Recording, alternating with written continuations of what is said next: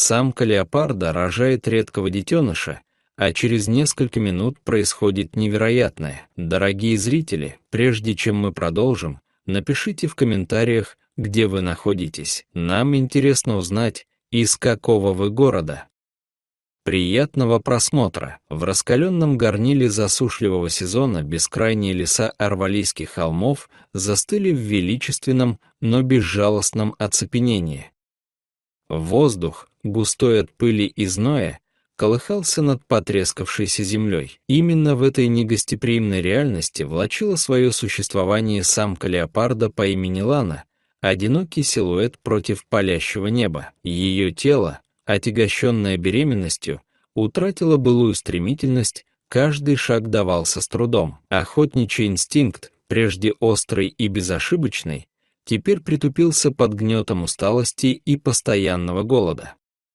Но глубоко внутри, сквозь пелену изнурения, теплился неугасимый огонь материнства, слепая, отчаянная надежда сохранить две хрупкие жизни, бившиеся в ее утробе. Однажды, в знойный полдень, когда солнце стояло в зените, ее ослабевшее обоняние уловило едкий, манящий запах свежей крови. Это самец по имени Гордон, могучий и безразличный, пировал над тушей только что пойманного оленя. Голод, терзавший ее изнутри, оказался сильнее голоса разума и врожденной осторожности. Собрав последние силы, Лана сделала роковой шаг на его территорию.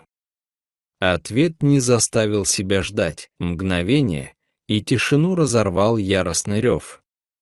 Гордон, защищавший свою добычу, атаковал с безжалостной свирепостью. Острые, как бритва, когти впились в ее бока и спину, оставляя глубокие, пылающие болью раны. Не в силах противостоять, истекающая кровью Лана обратилась в бегство. Ее тяжелое тело с трудом подчинялось командам отчаянного мозга. Она бежала, пока силы окончательно не оставили ее, и рухнула на иссушенную землю. Ее прерывистое дыхание было похоже на предсмертный хрип. Над ней тут же начали кружить тени стервятников, безмолвные и терпеливые палачи. Но даже на пороге смерти мысль о нерожденных детенышах не позволяла ей окончательно отпустить жизнь. С наступлением ночи, собрав волю в кулак, она побрела дальше, пока не нашла временное пристанище на высоком скалистом выступе.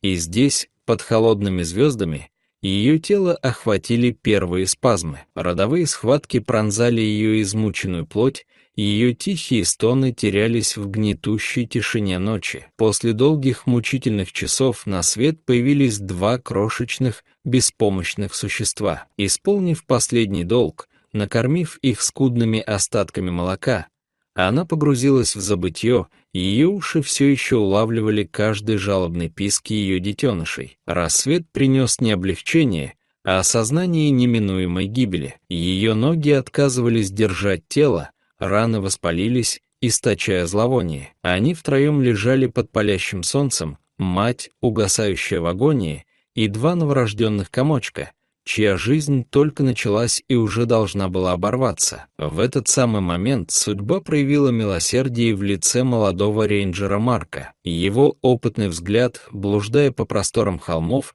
заметил неестественное пятно на скале. Бинокль открыл ему душераздирающую картину: умирающая самка леопарда и двое новорожденных детенышей.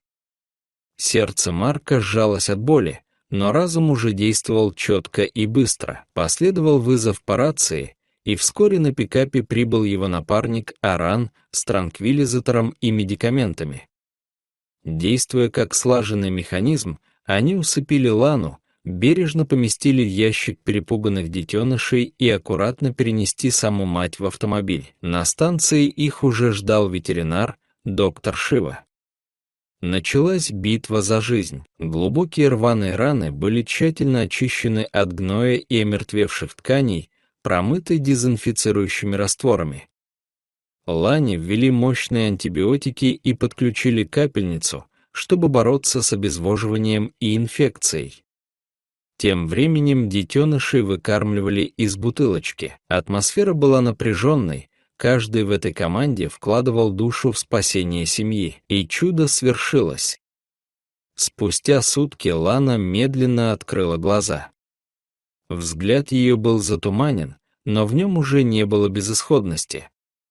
Увидев рядом сытых и безопасных детенышей, она словно обрела новую волю к жизни. С каждым днем она крепла, начала есть, ухаживать за шерстью, а вскоре смогла не только подняться, но и сделать первые неуверенные шаги по вольере. После недели реабилитации в просторном загоне, где они впервые под голубым небом учились бегать и играть, настал день возвращения. Пикап привез их обратно в родные холмы.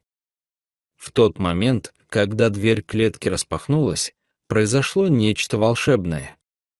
Лана, полная прежней силы и достоинства, выпрыгнула на свободу, а два подросших детеныша уверенно последовали за ней. Для Марка и Арана, наблюдавших за этим с большого расстояния, эта картина стала олицетворением торжества жизни, драгоценным вторым шансом, который они помогли вернуть величественным обитателям холмов. Дорогие зрители, что вы думаете об этой истории? Расскажите, пожалуйста, в комментариях. А если вам понравилось это видео, то ставьте лайк и подписывайтесь на наш канал. До новых встреч!